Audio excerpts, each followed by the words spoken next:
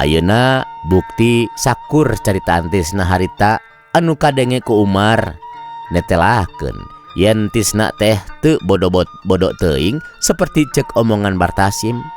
Sabab anu ditanyakeun ku Tisna ka Nyi Lasminah teh lain pananya kosong nu teu aya eusina, tapi pananya anu aya pakait-pakaitna jeung kayaan lembur manja heureut.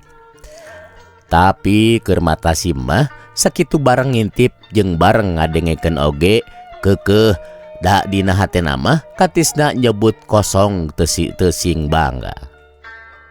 Tisna kawas nu nyaho di dapur aya nu ngintip da teu katembong reuwas atawa kumaha kadatang Umar jeung Martasim teh.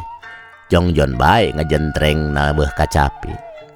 Nu nya reuwas mah ukur Nyi Lasminah dangan red ka Umar, red ka Martasim, red deui ka Tisna, sorot panonna dieusi ku rupa-rupa masalah.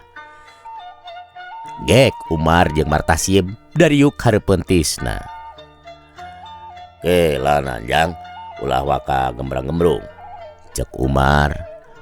"Urang bade miheula Kang teh." Tekebat nyaritana kaburu dipiheulaan manten ku Tisna. "Umar teh ha?" cek Tisna bari seuri. "Tuh da kumaha mangpung mah?"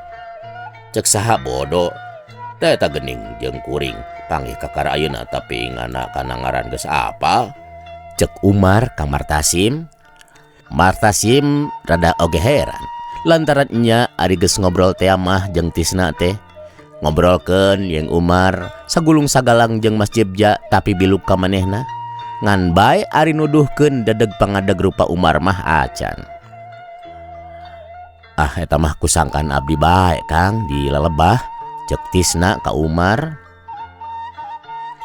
"Nya keun eta mah ieu bae lantaran akang jeung Paman Ujang pas salia pamanggih.